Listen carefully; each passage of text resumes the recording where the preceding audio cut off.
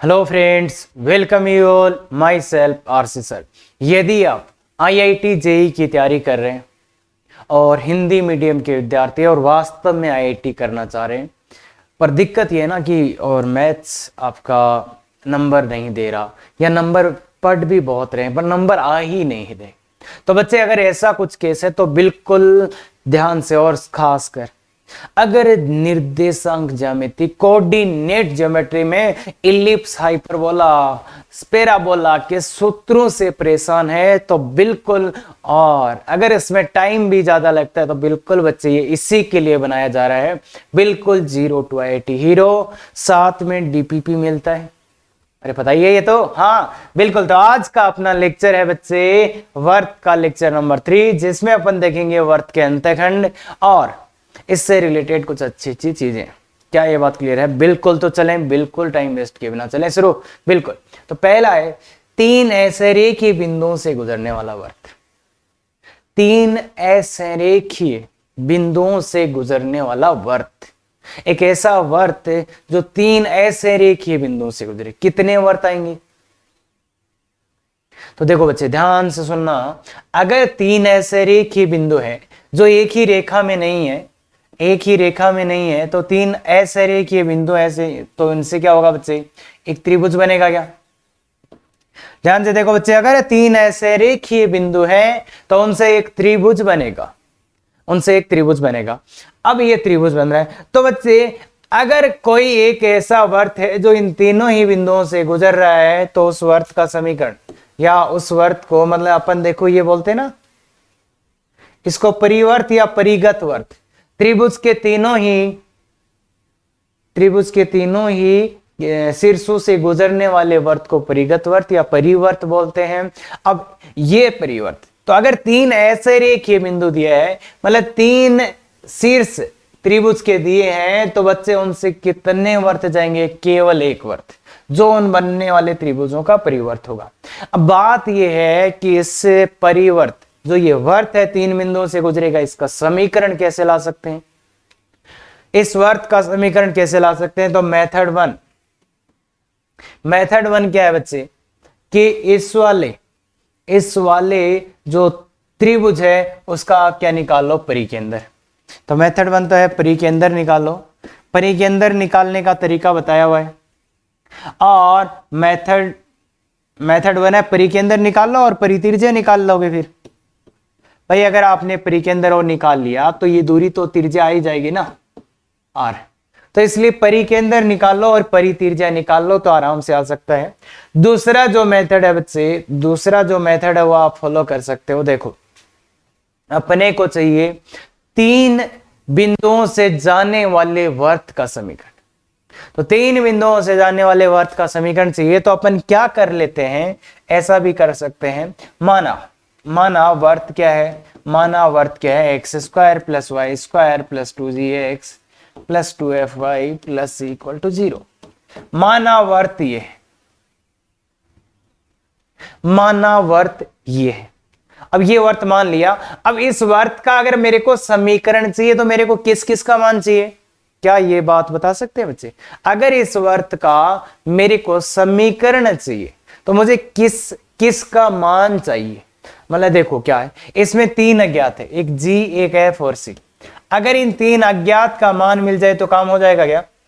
3 अज्ञात है यहाँ पे, g, f और c है ना, g, f, c। तो इन 3 का मान मिल जाए तो मेरे को वर्त का समीकरण आ जाएगा। और अब अपन क्या करेंगे भाई, 3 बिंदु दिए तो तीनों ही बिंदु इसको संतुष्ट करेंगे, बिंदु संतुष्ट करेंगे इसको। क्यों करेंगे संतुष्ट? क्यों संतुष्ट करेंगे बिंदु इसको? क्योंकि वो बिंदु इस वर्त के ऊपर ही है। क्या?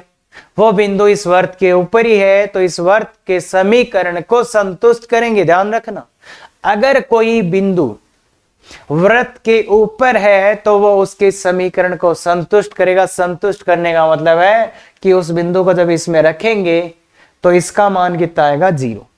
या ये तो सभी के लिए होता है, कोई बिंदु किसी भी वक्र पे हो वो उसको संतुष्ट करेगा। मतलब उस बिंदु को जब इस वक्र में डाला जाएगा तो उसका मान कितना आएगा? 0। तो ये नोट करके लिख लो बच्चे, बहुत अच्छा है। अगर कोई बिंदु रेखा पर है तो वो रेखा को संतुष्ट करेगा, वर्त पे है वर्त को संतुष्ट करेगा, परवलय पर है उसको भी संतुष्ट करेगा। क्या बात क्लियर है? तो ये बात बहुत अच्छे से, तो अपन क्या करेंगे, 3 बिंदु को उसको बारी बारी से संतुष्ट करा देंगे और 3 समीकरणों से जी, एफ और सी के मान ले आएंगे। तो ये मेथड या और कोई मेथड क्या अपन उनसे कर सकते हैं? तो बिल्कुल बच्चे, और ये मेथड एक बार सीख जरूर लेना चाहिए, क्योंकि ये किसी में भी काम आ जाएगा, किसी में भी, वर्त में भी, परवलय में, अति परवलय, किसी के लिए भी काम आ सकता है। इसलिए इस वाले जो आगे वाले हो ना, तो इस मेथड को आप जरूर सीखें बच्चे, क्योंकि अपने को कॉन्फिडेंस ये होना चाहिए कि यार वर्त का समीकरण ही चाहिए ना। तो वर्त के समीकरण में कितने अज्ञात होते हैं? कितने अज्ञात होते हैं वर्त के समीकरण में? जी, एफ और सी, अरे 3 ही अज्ञात है ना, 3 अज्ञात है तो 3 समीकरण चाहिए। तो ये, और बच्चे ये पूरी मैथमेटिक्स की बात है। अगर जितने अज्ञात है उतनी ही समीकरण दी गई हो तो अपन उन अज्ञातों के मान ज्ञात कर सकते हैं। क्या ये बात क्लियर है? और अगर जितने अज्ञात है उतनी समीकरणें नहीं है तो फिर वहां पे कुछ ना कुछ बाउंड्री कंडीशन या स्पेशल कंडीशन लगेगा। क्या ये बात क्लियर है? अरे तो जानते ना, जितने अज्ञात उतनी ही समीकरण, तो उन अज्ञातों के मान ज्ञात किए जा सकते हैं। पर अगर अज्ञातों की संख्या ज्यादा है और समीकरणों की संख्या कम है तो वहां कुछ ना कुछ बाउंड्री कंडीशन लगता है। क्या ये बात क्लियर है? बिल्कुल सही है। तो इसलिए 3 ऐसे रेखीय बिंदुओं से जाने वाले वर्त का समीकरण अपन इससे भी लाएंगे, बिल्कुल। और ये मेथड आपको सिखाने की कोशिश की जाएगी, बिल्कुल बच्चे, क्योंकि आगे का कोई भी क्वेश्चन, और बहुत सी बार तो पैराबोला हाइपरबोला में इसे नुन्नू मुन्नू क्वेश्चन आ जाते हैं और बच्चे सोचते सर सिखाया ही नहीं है, तो वो टीचर भी सोचता है इसमें सिखाऊं क्या मैं। तो इसलिए बच्चे ये जो मेथड करने वाला है बहुत गजब का होने वाला है। तो देखिए बच्चे, बिल्कुल मैंने सिंपल डाटा लिए सो दैट अपना आंसर अच्छा आए और अपन कुछ देखना भी सीख जाएं। तो इस क्वेश्चन से आप बहुत कुछ सीखने वाले हो, हालांकि ये सिंपल क्वेश्चन है। तो चलो बच्चों, आपको एक ऑप्शन देता हूं। मैंने जो भी बकवास अभी तक की या जो भी आपने कहीं से सुनी है, उस बकवास या कुछ भी करके क्या बच्चे आप इसका आंसर बता सकते हो मेरे को? पहली बात है, क्या आप इसका आंसर निकाल सकते हो 5 मिनट में? दूसरा क्वेश्चन है, इस क्वेश्चन को करने का सबसे अच्छा, सबसे गजब तरीका कौन सा? हाँ, तो बिल्कुल बच्चे, अपने पास बहुत से तरीके हैं, हो सकते हैं। तो पहले आप अपना आंसर निकाले, कैसे भी निकाल लो, और फिर ये देख लो इस क्वेश्चन को करने का सबसे अच्छा तरीका क्या है। तो मेरा एम यहाँ पे ये रहेगा कि सबसे पहले मैं आपको ये सिखाऊं कि अगर 3 बिंदुओं से जाने वाला वर्त चाहिए तो मैं सबसे पहले इससे सिखाऊंगा आपको। माना वर्त का समीकरण, माना वर्त का समीकरण, माना वर्त का समीकरण क्या बच्चे? माना वर्त का समीकरण x square plus y square plus 2gx plus 2fy plus c equal to 0। माना वर्त का समीकरण ये, मैंने मान लिया कि इन 3 बिंदुओं से जाने वाले वर्त का समीकरण ये है। अब मैं क्या निकाल रहा हूं? हाँ, अरे ये देखो, हाँ आपने आंसर निकाल लिया, मुझे पता है, और जो नहीं निकाला कोई बात नहीं बच्चे, ध्यान से देख। इस क्वेश्चन के थ्रू अपन जो चीजें सीखने जा रहे हैं वो क्लियर रखो दिमाग में। ये तरीका कैसे लगाना है, इस तरीके से आंसर कैसे लाएंगे, उसके बाद क्या इसका बेस्ट तरीका हो सकता है वो भी बताऊंगा, पर पहले इससे जरूर करो। हाँ, तो सबसे पहले क्या, ये वाला बिंदु इस वर्त के ऊपर है तो ये इसको संतुष्ट करेगा, तो इसको यहां रखो। 1,0 इसको संतुष्ट करेगा तो ये 1 आएगा, ये 0 आएगा, ये 2g आएगा, ये 0 आएगा, ये c आएगा। तो मतलब क्या आ गया, 1 + 2g + c = 0। पहला समीकरण, पहला समीकरण है ना। दूसरा समीकरण क्या है, 4,0 भी इसको संतुष्ट करेगा, इसी समीकरण को 4,0 संतुष्ट करेगा। तो 4,0 रख दो बच्चे, यहाँ 16 यहाँ 0 तो 16 प्लस 4 रखोगे तो 8g, ये 0 + c = 0। अरे बच्चे, हाँ ये कर सकते हैं ना, इसको, इस समीकरण को ये संतुष्ट करेगा। क्या ये बात अपन करा पाएंगे? बिल्कुल। तो ये दूसरी समीकरण आ गई बच्चे, और तीसरा बिंदु भी तो संतुष्ट करेगा, ये बिंदु भी तो संतुष्ट करेगा 1,4, 1,4 से संतुष्ट कराइए इस समीकरण को, तो ये आ जाएगा 16 और 1 17 प्लस 2g प्लस 4 तो मतलब 8 है प्लस c बराबर जी। तो कितनी समीकरणें आ चुकी है बच्चे? 3। मेरे पास कितनी समीकरणें हैं? 3 समीकरण है मेरे पास, और मेरे को मान किसका चाहिए? मेरे को मान चाहिए इनका, है ना। तो इनका मान चाहिए, तो देखो ए अपने को एफ जी और सी का मान चाहिए, तो ये 2 समीकरण, और इसमें देखो इस समीकरण और इस समीकरण में केवल जी और सी है क्या, तो इनसे जी और सी का मान निकाल लेते हैं। तो कैसे निकालोगे? इसमें से इसको माइनस कर दो, इसमें से इसको माइनस करो तो कितना आ जाएगा? 15 प्लस 6g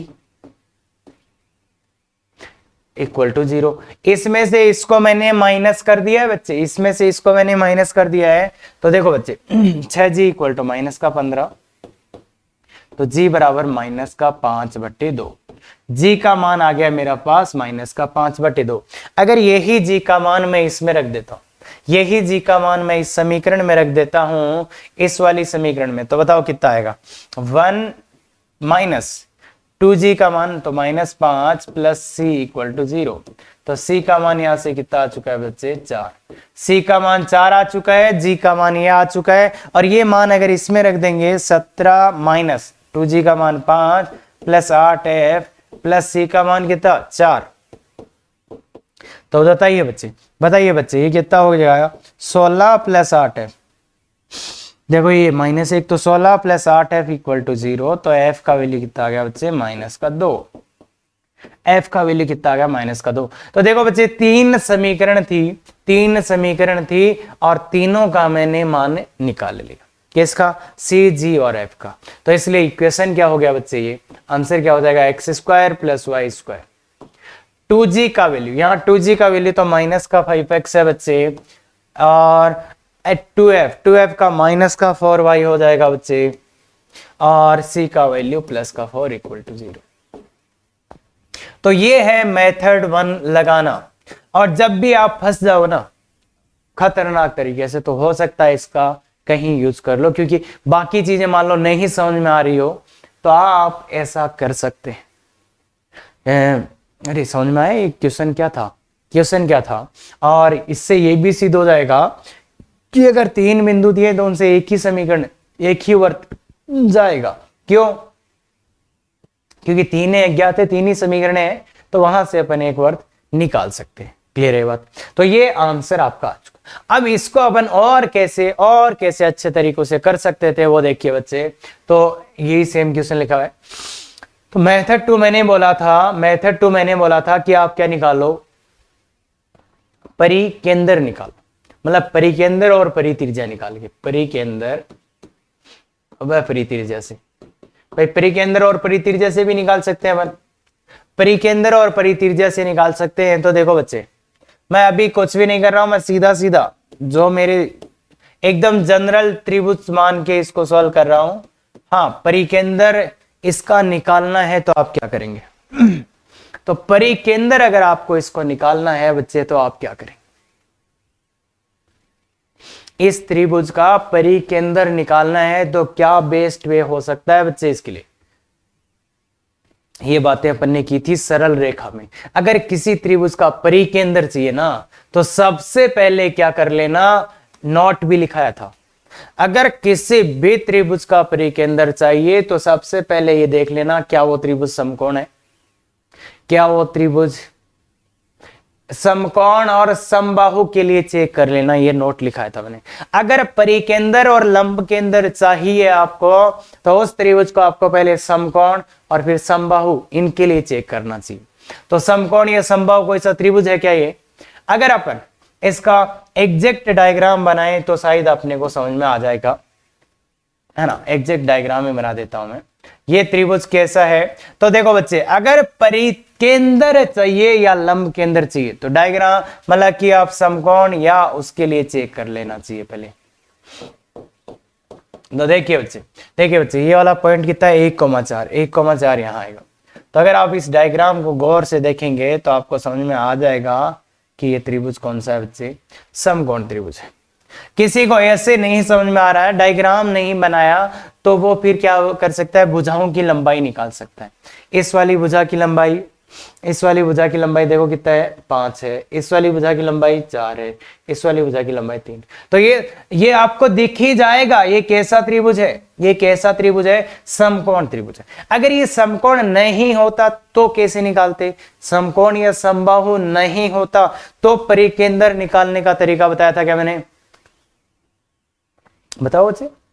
अगर समकोण या समबाहु त्रिभुज ये नहीं आता तो फिर परिकेंद्र निकाल सकते हो क्या आप?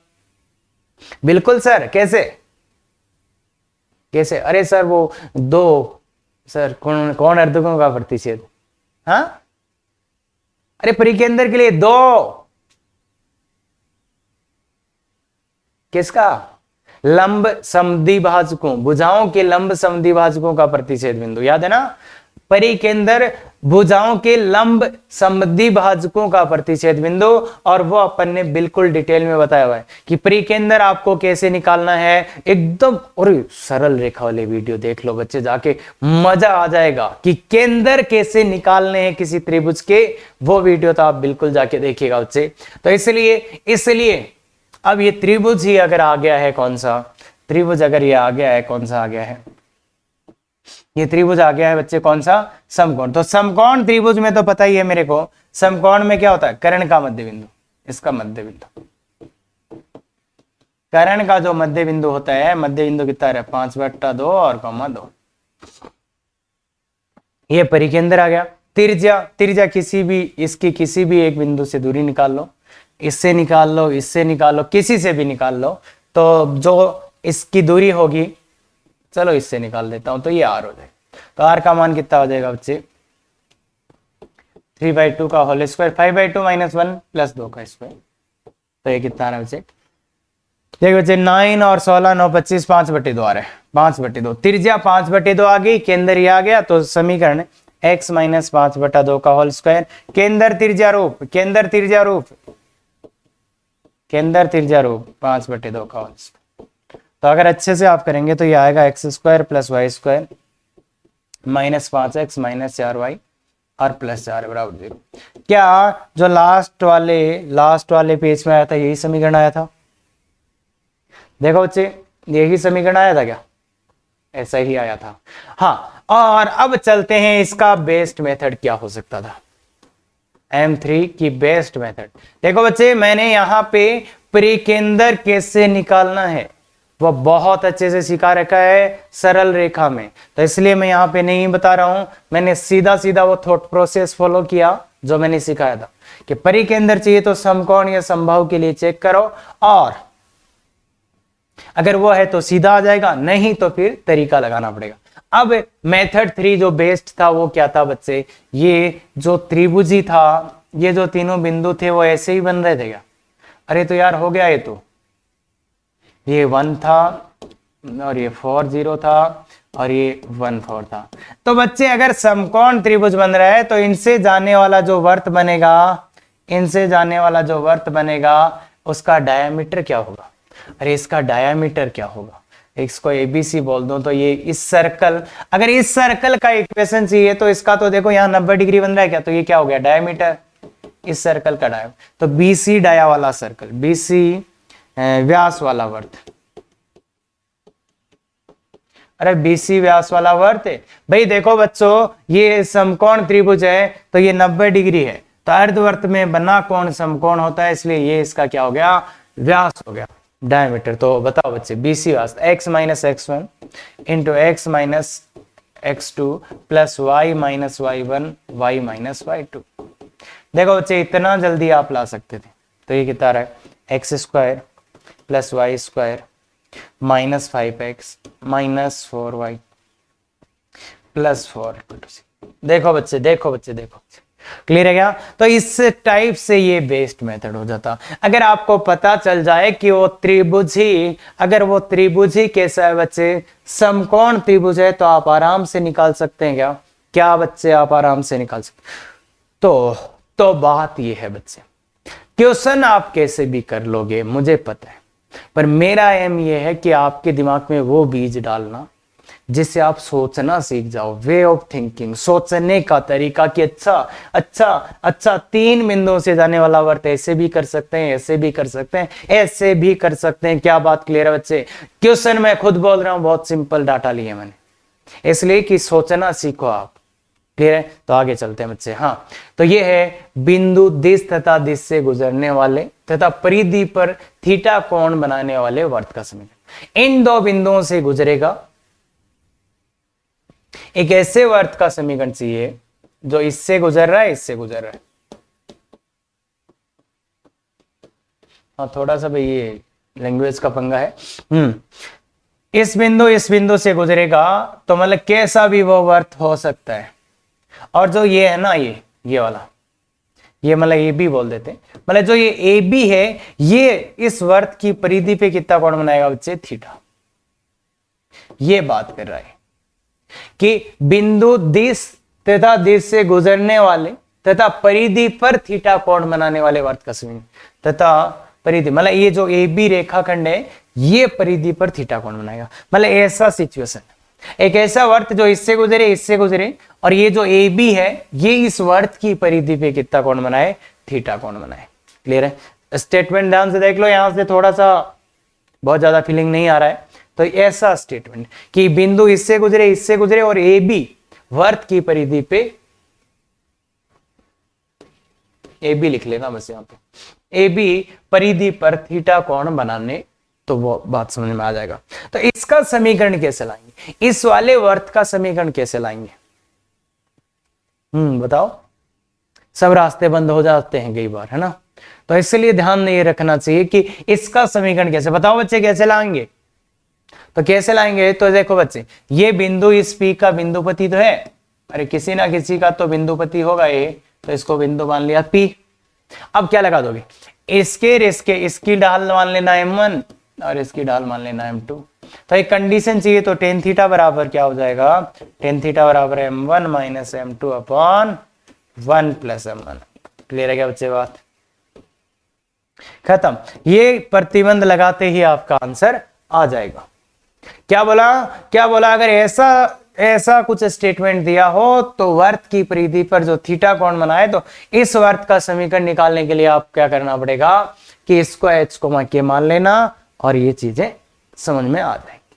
क्या बात क्लियर? हाँ, क्वेश्चन करेंगे बच्चे तभी ज्यादा समझ में आएगा, ये ऐसे नहीं। तो क्वेश्चन देखिए बच्चे, बिंदु ए तथा बी से गुजरने वाले तथा रेखाखंड ए बी परिधि पर 45 डिग्री कोण बनाने वाले वर्त का समीकरण ज्ञात करें। ए और बी से गुजरेगा और जो रेखाखंड ए बी है वो 45 डिग्री का कोण बनाएगी, तो उस वर्त का समीकरण ज्ञात कर रहे हैं। मतलब क्या बोला है? ए एक बिंदु है, ए 0 0, बी है बच्चे कितना? 8 0, है ना? इन दोनों से गुजरे और ये ए बी है, उसकी परिधि पे कितना कोण बनाएगी? उसकी परिधि पे कितना कोण बनाएगी? 45 डिग्री। यार ज्यादा हो गया ये तो, चलो ठीक है बच्चों, इससे बना लेते हैं। तो इससे गुजरे और यहाँ पे 45 डिग्री का कोण बने, ऐसी अपन काम ना कर रहे हैं। तो इस वर्त का समीकरण, मतलब ए बी जो है ये आपकी इसकी परिधि पर 45 डिग्री का कोण, तो इसको मैं क्या लिखूंगा? इसको h के मानूंगा, और इसी का बिंदुपत चाहिए। तो बच्चे इस वाले का ढाल कितना? m1, तो m1 का मान कितना है? दिस माइनस दिस, तो k/h, और इसका ढाल मैं m2 बोलता हूं, m2 का मान कितना है? k/h minus 8। बच्चे ये, अरे ढाल तो आता है ना y2 minus y1 upon x2 minus x1, तो ढाल लिख लेंगे। अब अपने को जो प्रतिबंध दिया है बच्चे, वो क्या दिया है? वो दिया है कि tan theta equal to m1 minus m2। भाई यही प्रतिबंध लगाएंगे ना, तो सबके मान डाल दीजिए बच्चे। ये आ जाएगा 10 बराबर इसका मान डाल दीजिए m1 k/h minus k/h minus 8 upon 1 plus k/h into k upon h minus 8। इसके लघुत्तम लेने पड़ेंगे, ये 1 है बच्चे, और इधर लघुत्तम लोगे तो देखो क्या आ जाएगा। लघुत्तम लोगे तो kh माइनस 8 के माइनस kh, और लघुत्तम से लघुत्तम कटेगा, h into H minus eight लघुत्तम लिया है, यहां पे भी h into H minus eight लघुत्तम लेना पड़ेगा, तो ये H square minus eight H plus के स्क्वायर। ठीक है बच्चे। अब अगर इधर ये तो कट ही जाएगा, तो अगर इधर अचर है, मॉडुलस के आगे अचर है प्लस का, तो क्या कर देते हैं प्लस माइनस, तो plus minus 1 is equal to ये कितना रहा है माइनस का 8k upon h square plus के स्क्वायर माइनस 8h। थोड़ा सा सिंप्लीफाई कर लेते हैं, तो इसको इधर ले आते हैं, इस प्लस माइनस को उधर ले जाते हैं, तो इसको सबको इधर ले आते हैं, तो एच स्क्वायर प्लस के square minus 8h equal two plus minus 8k।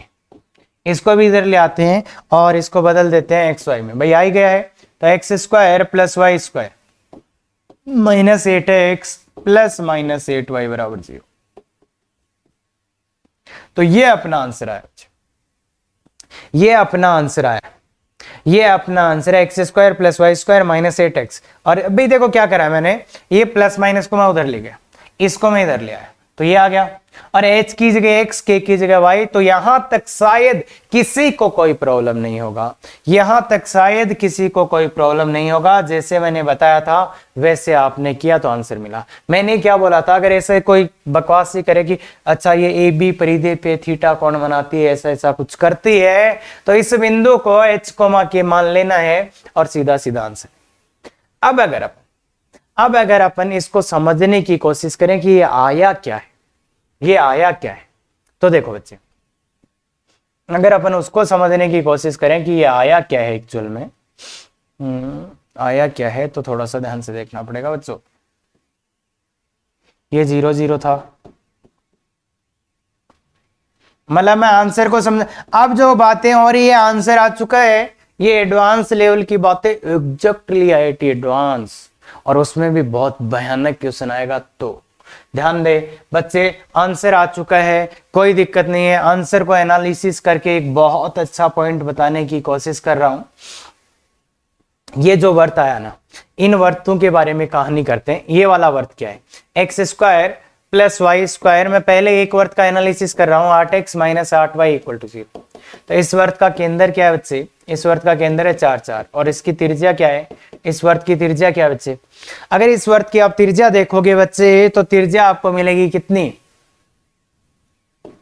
4√2। तो ये है 4 4 इसका केंद्र है, 4 4 यहां इसका केंद्र है,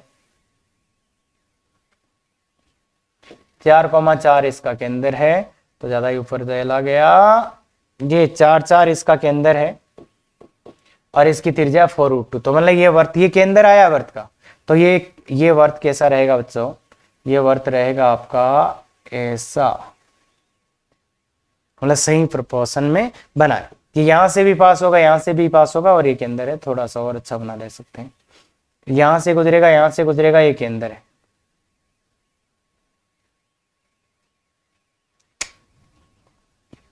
चलो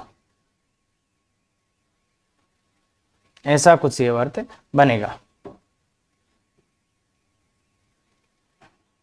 ये वाला एकदम परफेक्ट है, तो ऐसा वर्त ये बनेगा, इसका 4 4 केंद्र है, और ये अब दूसरे वर्त का एनालिसिस मैं देता हूं आपको, दूसरे वर्त का एनालिसिस नहीं, चलो पहले थोड़ा सा समझते हैं कि ये हुआ क्या है। ध्यान से देखना, ये केंद्र है, तो इसने क्या बोला था, इसने बोला था कि ए बी वर्त की परिधि पर कितना कोण बनाएगा, 45 डिग्री। तो ए बी ये है, और देखो ये एक जीवा है इस वर्त की, ध्यान से सुनते रहना आप, ये जीवा है इस वर्त की, ये इस वर्त की जीवा है ए बी, ठीक है बच्चे, ए बी जीवा है। अब ये देखो इधर जो कोण बनाएगा वो तो 45 डिग्री आ सकता है, पर क्या इधर वाला कोण 45 डिग्री आएगा, क्या ये कोण 45 डिग्री होगा, नहीं। ये आपको भी पता होगा कि जो इधर कोण बनेगा वो तो 45 डिग्री हो सकता है, पर ये 45 डिग्री नहीं हो सकता, ये 45 डिग्री नहीं है, ये कांट भी 45 डिग्री, क्यों 45 डिग्री नहीं हो सकता ये कोण।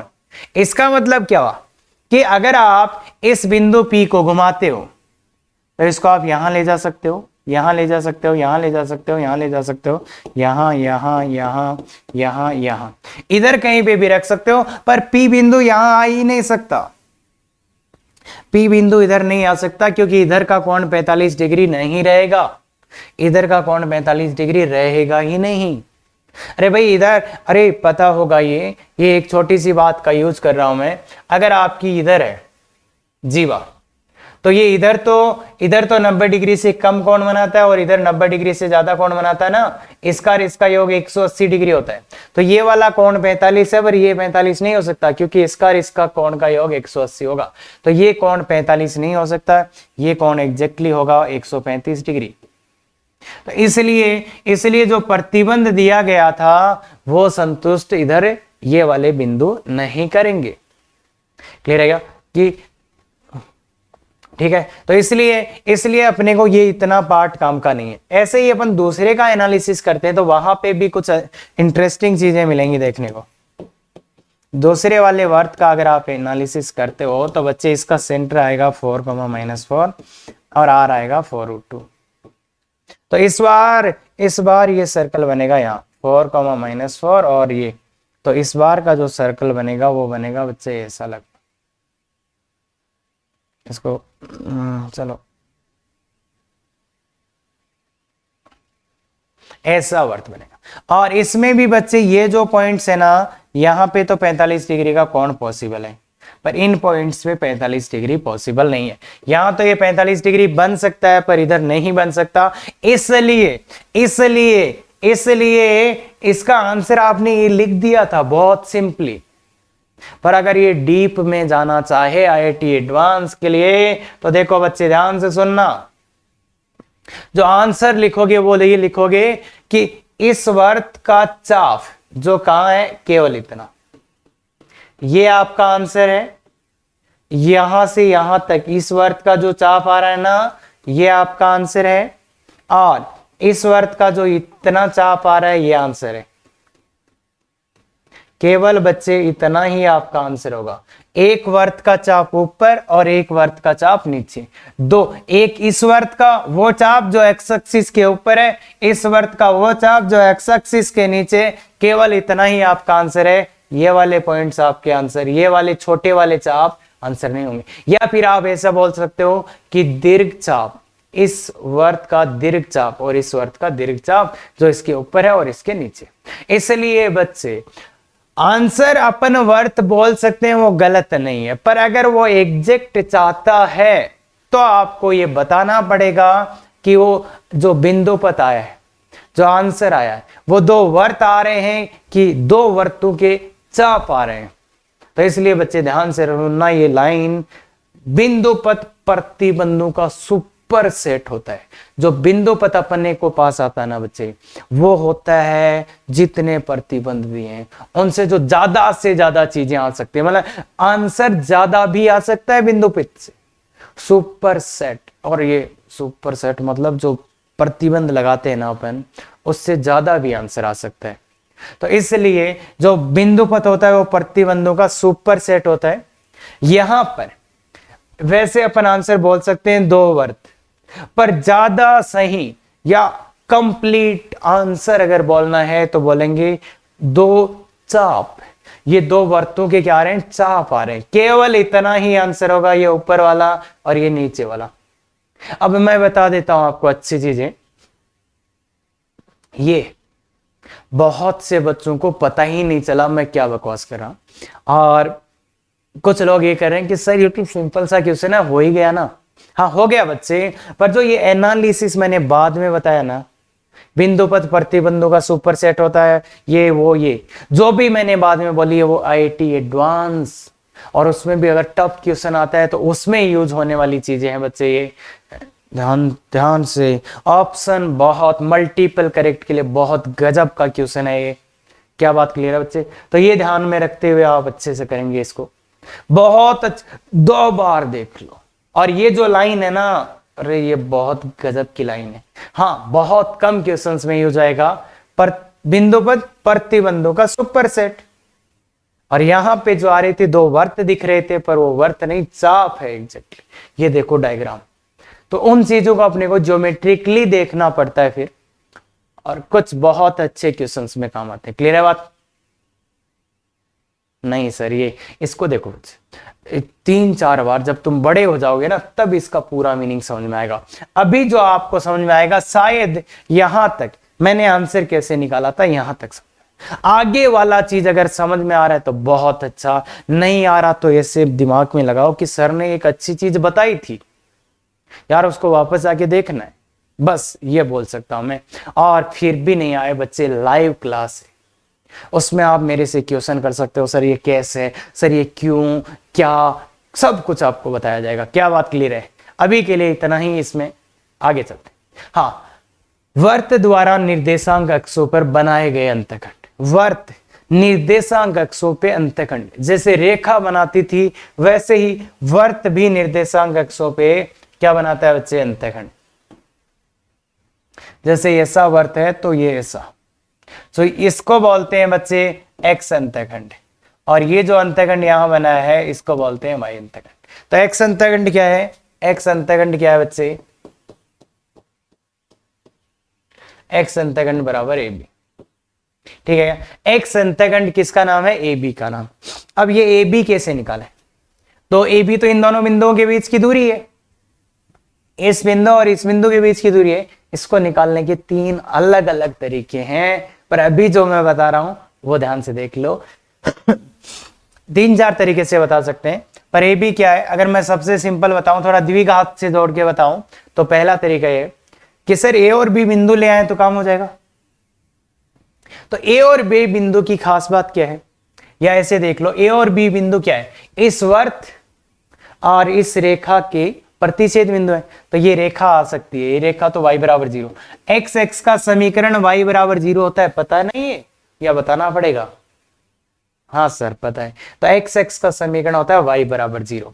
तो बच्चे इसका और इसका सरल ही कर लेते हैं अपन, तो y बराबर 0 डाल देते हैं। इसमें क्या आएगा बच्चे, एक्स स्क्वायर प्लस 2gx, अरे y की जगह 0 डाल दो, प्लस c इक्वल टू 0, ये आएगा। अब बच्चे अगर इसको हल करेंगे तो x के 2 मान आएंगे, x के 2 मान आएंगे, x1 x2। क्यों? क्योंकि इनका देखो y निर्देशांक तो 0 है, तो एक तो x निर्देशांक आएगा और ये x2, ये है क्या बच्चे, x1 x2। अब इन दोनों बिंदुओं के बीच की दूरी अगर मेरे को निकालना है तो मैं क्या लिखूंगा, क्या लिखूंगा, अरे एक्स एक्सिस पे 2 बिंदु है, इनके बीच की दूरी, दूरी सूत्र लगा दो सर। हाँ वैसे भी लगा दो, x1 माइनस x2 का स्क्वायर का अंडर रूट। तो आएगा क्या, इन दोनों बिंदुओं के बीच की दूरी आएगा modulus of x1 minus x2, x1 minus x2 का रूट। अब x1 माइनस x2 क्या है, देखो जब मैंने इस रेखा और इस वर्त को सॉल्व किया तब मेरे पास ये समीकरण आया, तो इसके मूल आए x1 माइनस x2। अब x1 माइनस x2 क्या होता है, द्विघात में x1 माइनस x2 क्या होता है बच्चे, मूलों का अंतर। तो ये होता है बच्चे root d by a, root d by. क्या इस वाली का रूट डी आप निकाल सकते हैं, तो ये होगा बच्चे बी स्क्वायर, मतलब 4g स्क्वायर माइनस 4a का वैल्यू 1 इंटू सी अपॉन ए का मान है 1। तो ये हो जाएगा बच्चे, 4 कॉमन ले लो तो 2 under root g square minus सी। तो ये मान आ गया आपके पास 2 under root g square minus सी। तो x अंतखंड आ गया 2 times under root g square minus सी, याद रखना है बिल्कुल।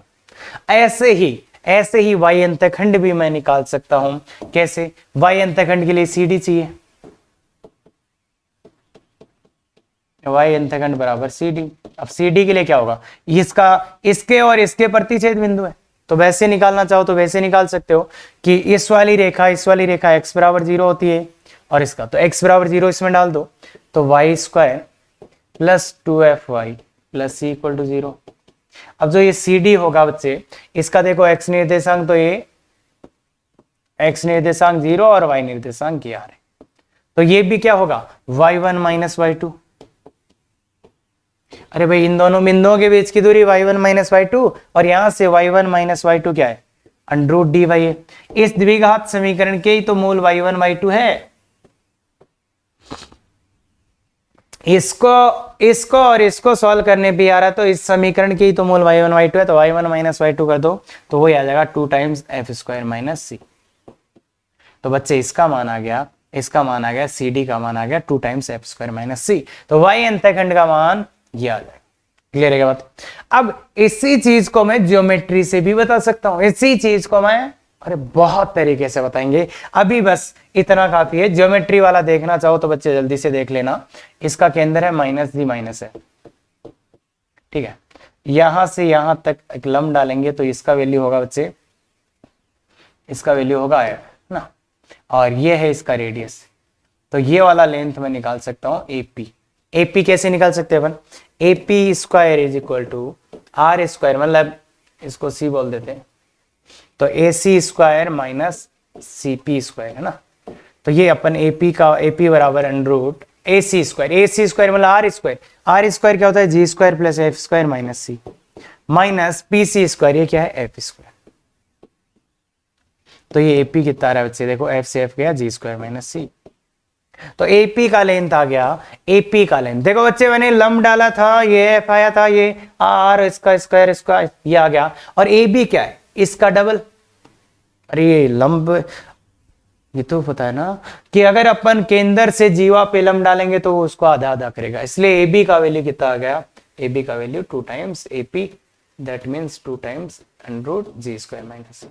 तो ये आ गया बच्चे, ये आ गया एक्स अंतखंड। दूसरे तरीके से और तरीके भी बताए जाएंगे, पर बात क्या है ना कि आपको याद ही रखना है।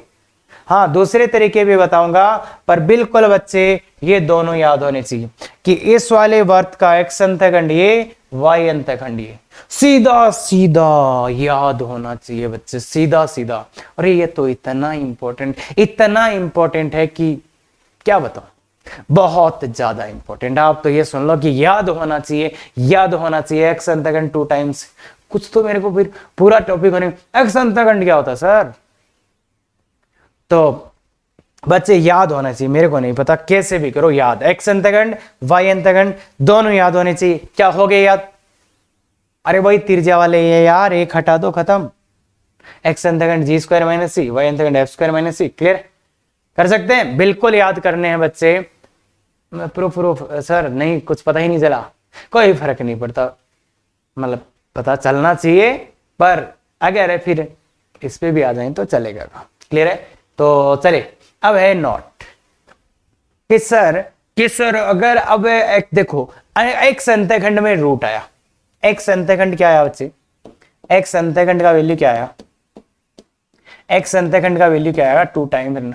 और मैंने ये आपको बहुत अच्छे से बोल रखा है, जब भी अंडर रूट आएगा, जब भी अंडर रूट आएगा, बिना बताए 3 कंडीशन लगेगा, बिना बताए 3 कंडीशन। कौन सा? अंडर रूट के अंदर वाला ग्रेटर देन 0। अगर अंडर रूट के अंदर वाला ग्रेटर देन 0 है तो क्या होगा? मतलब अंतखंड का मान आया, एक्स अंतखंड का मान आया, और वह भी कुछ एक्स अंतखंड का मान, अगर इसका मान 0 से बड़ा है तो एक्स अंतखंड का कुछ मान आएगा, मतलब ये अंतखंड वास्तव में कट रहा है। इसका मतलब वर्त एक्स एक्स को 2 अलग अलग बिंदुओं पर काटता है। ये पहले वाले केस की बातें हैं कि अगर इसका मान 0 से बड़ा है, इसका मतलब एक्स अंतखंड का कुछ मान आ रहा है, इसका मतलब ये वर्त एक्स एक्सिस को 2 अलग अलग बिंदुओं पे काट रहा है। अगर इसका मान 0 हो जाए, इसका मान कल को 0 हो जाए, तो इसका क्या मतलब होगा? इसका मान 0 होने का मतलब है कि एक्स अंतखंड 0 आया, मतलब 0 तो आया तो सही ना, 0 आया। 0 आने का मतलब क्या है? वो वर्त एक्स एक्स को स्पर्श कर रहा है। स्पर्श करने का क्या मतलब होता है बच्चे? स्पर्श करने का मतलब होता है एक्स एक्स को 2 संपाती बिंदुओं पे काटता है। मतलब कोई वर्त किसी रेखा को स्पर्श करेगा, इसका मतलब क्या है बच्चे? ध्यान से सुन, ध्यान से समझ। अगर स्पर्श करेगा, इसका मतलब ये जो बिंदु ए और बी थे, ये दोनों एक ही जगह आ गए, मतलब यहीं ए है, यहीं बी है। मतलब क्या? स्पर्श करने का मतलब यह है कि ये वर्त इस रेखा को, एक्स एक्सिस को 2 समान बिंदुओं पर काटेगा, 2 संपाती बिंदुओं पे काटेगा, तो उस चीज को बोलते हैं अपन स्पर्श करना। समझ में आया? टेंजेंट। अरे टेंजेंट उसी को बोलते हैं। अगर ये जीवा थी, उसको मैं ऐसे ऐसे ले जाऊं, तो ये दोनों बिंदु जब एक जगह आ जाएंगे तब इसको बोलेंगे स्पर्श करना। और तीसरा कंडीशन, अगर ये इसका मान ऋणात्मक आ जाए, देखो इसका मान ऋणात्मक आ जाए, तो क्या हुआ? एक्स अंतखंड आया ही नहीं, एक्स अंतखंड काल्पनिक आ गया। एक्स अंतखंड कैसे आ गया? काल्पनिक। काल्पनिक आने का क्या मतलब है? काल्पनिक आने का क्या मतलब है कि वर्त ने एक्स एक्सिस को काटा ही नहीं, या तो वो ऊपर है या तो एक्स एक्सिस के नीचे, मतलब या तो वर्त एक्स एक्सिस के पूर्णतया ऊपर है या तो नीचे है। तो वर्त या तो पूर्णतया एक्सिस के ऊपर रहेगा या नीचे रहेगा। अरे काल्पनिक एक्स अंतःखंड, काल्पनिक मतलब कल्पना कर सकते हो तुम, वास्तव में कुछ है ही नहीं, वास्तव में कुछ है ही नहीं। इसलिए मतलब वास्तव में क्यों नहीं आया एक्स अंतःखंड? क्योंकि ऐसा हो सकता है ना, अपने वर्त ने एक्स एक्सिस को काटा ही नहीं, मतलब वो ऊपर या तो वो नीचे, या तो वो ऊपर या तो वो नीचे। क्या ये बात क्लियर है? तो इसलिए ये 3 केस बनेंगे, और सेम के सेम 3 केस किसके लिए बचेंगे बच्चे? वाई अंतःखंड के लिए। वाई अंतःखंड के लिए सेम के सेम 3 केस बनेंगे क्या? अब वाई अंतःखंड वाले में आपको क्या चेंज होएगा? अगर वाई अंतःखंड की बात बोलो तो एक तो एफ स्क्वायर माइनस सी आ जाएगा वहां पे, मतलब इसकी जगह एफ स्क्वायर माइनस सी। एक एक्स एक्स की जगह क्या आ जाएगा? एंड एक्स एक्स की जगह क्या आ जाएगा? एक्स एक्स की जगह क्या लिख देना बच्चे? Y axis. मतलब सेम चीज कॉपी कर लेना वापस, एक्स एक्सिस की जगह वाई एक्सिस लिख देना, और जो जी स्क्वायर माइनस सी था उसकी जगह ये लिख देना, बस। वाई अंतःखंड के लिए भी ये 3 ही केस होंगे, जहां पे एक्स एक्स आया है वहां पे वाई एक्स लिख देना, खत्म, और जिसकी जगह ये लिख देना। तो 3 केस आप वाई अंतःखंड के लिए भी बना सकते हैं। क्या बात क्लियर है बच्चे? अरे आराम से कर सकते ना, ये बहुत सिंपल सी चीजें हैं, और मैं तो बार बार बोल रहा हूं, जहां अंडर रूट आएगा वहां 3 केस आएगा। क्या बात क्लियर है? तो बच्चे ये जो वीडियो है इसमें देखो, पढ़ाना एक चीज होता है, सिखाना दूसरी चीज होता है, ये ध्यान में रखो। तो अपन ने वो चीजें सीखने की कोशिश की कि अगर कुछ अलग चीजें आती है तो उनको कैसे करेंगे, और जो वो एक क्वेश्चन था वो बच्चे नहीं समझ में आया तो जेईई मेंस की औकात नहीं है, वो क्वेश्चन एडवांस का है, और अब जब आपका वो लेवल हो जाएगा तो आप समझ जाओगे। फिर भी प्रॉब्लम कर रहा है तो लाइव क्लास उसी के लिए होती है बच्चे, इस वीडियो के डिस्क्रिप्शन में लिंक मिल जाएगा। और अगर आप चाहते हो कि ऐसे ही बिल्कुल आईआईटी एडवांस लेवल तक आपको पढ़ाया जाए पूरा डिटेल में, मैथ्स में स्कोर करना चाहते हो, तो बिल्कुल बच्चे शेयर करो, सब्सक्राइब करो, अपनी कोचिंग वाले जो फ्रेंड है ना आसपास वाले, उनको बताओ, सर कंपटीशन बढ़ जाएगा। अरे बावड़े बच्चे, ध्यान से ऐसे बकवास बातें ना करो, और थोड़ा अच्छे से ध्यान से पढ़ो बच्चे। इसीलिए मैं बोलता हूं thank you very much, effective तैयारी करो।